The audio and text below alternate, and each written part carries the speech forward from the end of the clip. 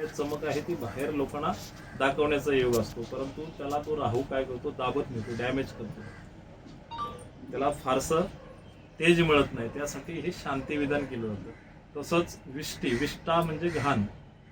ती ज्या ठिकाणी काम करणार त्या ठिकाणी तिच्या कामामध्ये कोणतरी दुसरा माणूस ढवळाढवळ करणार आणि त्याच्यामुळं मग कधी कधी ती नाखुश होऊ शकते, त्याच्यामुळं काही ना काय चिडचिड तिची वाढत जाणार. तर अशा प्रकारचे काही दोष आहेत, या दोषांचं शांती निवारण हे केलं जातं. आता हे तुम्ही म्हणाल शांती केली म्हणजे तिचे सगळे दोष गेले, तर असं होत नाही, परंतु त्याची तीव्रता आहे ना ती कमी होते. काही कर्म आहेत हे भोगल्याशिवाय माणसाला मुक्ती नाही. जे काही गोष्टी आहेत त्या घडणारच, परंतु ते जे घडण्याची जी तीव्रता आहे ती थोडी कमी. जसं एखाद्या माणसावर जवळ समजा तुमचं भांडण झालं आणि तुम्ही तासाभरान किंवा 2 दिवसांनी जरी गेलात आणि म्हणलं बाबा सॉरी माझं चुकलं, त्याचा राग पूर्ण जाणार नाही, परंतु थोडासा का होईना कमी होणार. तुम्ही एकदा जर त्याची क्षमा याचना केली तर थोडं का होईना त्याचा राग कमी होऊ शकतो, पूर्ण तर जाणार नाही. त्याच्या मनात असेल अरे ह्याने काल मला शिव्या दिल्या होत्या, हे ते अमुक त्याच्या मनात असू शकतं, परंतु समोरनं तो लोकांना पण दाखवणार नाही की तुम्ही एकदा माफी मागितल्याच्या नंतर तो नॉर्मल म्हणजे होऊ शकतो.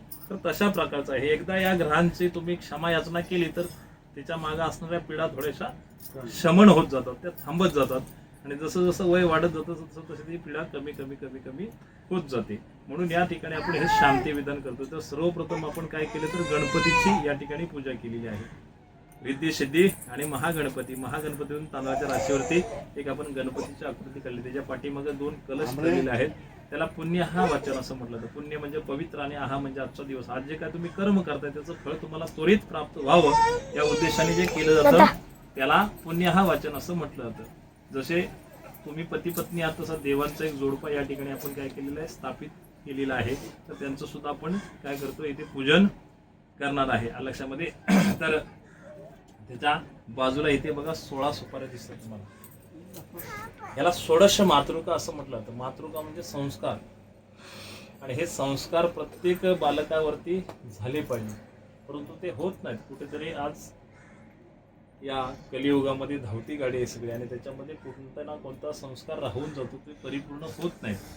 आता 3 संस्कार आपल्याला कंपल्सरी आजपर्यंत बघायला मिळत होते. कोणतं तर लहानपणी आपण नामकरण करत होतो, बारसं, मोठा झाला की लग्न, आणि माणसाचा मृत्यू झाला की अंत्येष्टी.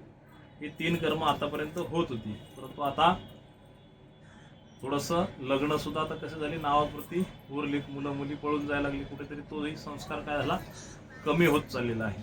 माणूस मेला की काही लोक आता कार्य सुद्धा करत नाही. कशाला खर्च करा उगाच, आता तो काय बघा येतोय का, आपण करतो तो काय खातो का, हे का ते का, अनेक भानगडी प्रत्येकाचं मत असो, तर ते कार्य सुद्धा लोक काही करत नाहीत, परंतु ते केलं पाहिजे. हे संस्कार आहेत, हे संस्कार व्हायलाच पाहिजेत.